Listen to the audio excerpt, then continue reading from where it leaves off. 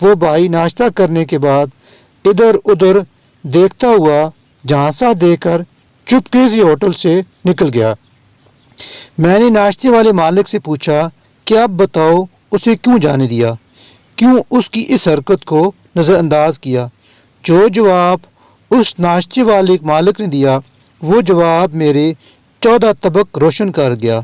کہنے لگا کہ اکیلے تم نہیں، بہت سے بندوں نے اس کی نوٹ کیا اور مجھے بتایا۔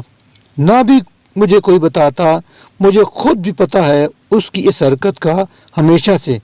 کہنے لگا کہ یہ سامنے بیٹھا رہتا ہے اور جب دیکھتا ہے کہ میری دکان یعنی ہوٹل پر رش لگ گیا ہے تو چپکے سے آ کر کھانا کھا کر نکل جاتا ہے۔